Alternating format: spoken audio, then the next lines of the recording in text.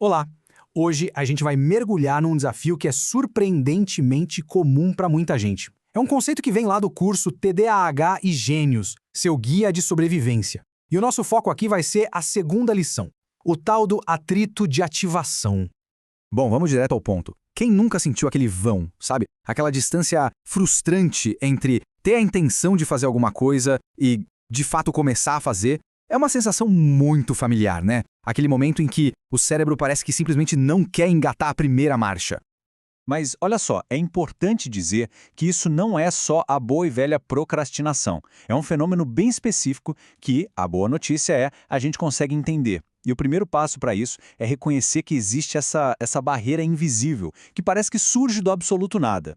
E essa frase aqui na tela, nossa, ela resume perfeitamente o sentimento. Exatamente isso. A sensação de estar paralisado na frente de uma tarefa, mesmo que seja algo que a gente queira muito fazer ou que seja super importante. E é aqui que a coisa começa a mudar de figura. O passo crucial é dar um nome para essa barreira. Pode parecer simples, mas só o fato de nomear já transforma a coisa toda. Deixa de ser uma falha de caráter, um problema pessoal, e passa a ser um obstáculo externo, algo que dá para a gente observar e analisar sem aquele peso da culpa. Então, para ficar bem claro, não estamos falando de um sentimento vago, de preguiça. Estamos falando de um gargalo, quase como uma peça que emperra na engrenagem, sabe? Um obstáculo bem real, que a gente pode chamar de muro de ativação. E o mais curioso é onde esse muro costuma aparecer. É em momentos super específicos do dia a dia, na hora de responder aquele e-mail importante, ou para lidar com uma tarefa administrativa que, na teoria, é super simples. Às vezes até para começar um projeto que é divertido. E o mais doido, ele pode aparecer no exato micromomento de clicar 2 vezes no ícone para abrir o documento. Agora, vamos investigar um dos principais gatilhos que constroem esse muro. Tarefas que não são muito bem definidas. Essa falta de clareza, essa ambiguidade, é tipo areia na engrenagem do cérebro. Pega só um exemplo clássico de lista de tarefas. Fazer o imposto de renda. Parece uma coisa só, né? Mas por trás dessa frase simples tem 1 milhão de pequenos passos. E aí vem a pergunta. Qual é o primeiríssimo, o menor passinho de todos? Se a resposta não for instantânea, a mente trava. Ou um objetivo ainda maior e mais vago, como trabalhar no negócio. Isso pode ser completamente esmagador. Porque vamos combinar, trabalhar no negócio não é uma ação.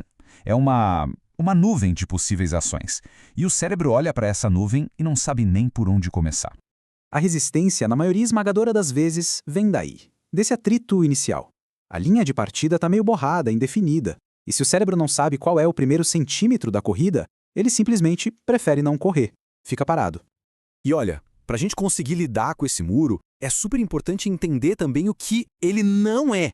E isso leva a gente para uma distinção que, sério, pode virar o jogo completamente na forma como a gente aborda o problema. Olha só que interessante a diferença de linguagem. Uma coisa é dizer, tô muito cansado ou tô com pouca energia. Isso descreve um estado geral do corpo, certo? É sobre o físico. Agora, outra coisa completamente diferente é falar o muro tá alto, para uma tarefa específica. Uma coisa é o corpo, a outra é o obstáculo. Então, a grande sacada não é tentar derrubar esse muro com uma marreta, sabe? A meta é desenvolver a habilidade, quase um superpoder, de perceber o muro em tempo real, na hora que ele aparece. É trocar aquele sentimento de culpa e de vergonha pela simples observação. E como a gente treina isso? Um bom começo é com um exercício de retrospectiva. Tenta pensar aí nos últimos 2 ou 3 dias. Consegue se lembrar de um momento exato em que o bloqueio apareceu? Aquele instante? E logo depois, qual foi a atividade de fuga? Foi abrir uma rede social e buscar um café? Só de notar esse padrão, a gente já começa a entender o mecanismo. Porque no fim das contas, o poder está todo nessa mudança de perspectiva. É sair do modo de julgamento moral, de se achar uma pessoa preguiçosa ou indisciplinada, e passar para uma observação quase científica do processo. É simplesmente notar e dizer, olha ele aí, é o muro. E isso leva a gente para uma reflexão final que é bem poderosa. E se o simples ato de reconhecer o muro, de olhar para ele e nomear, falando, é isso, já for por si só o primeiríssimo passo para conseguir dar a volta nele, fica aí a reflexão. Às vezes, só acender a luz no cômodo já mostra pra gente onde está a porta.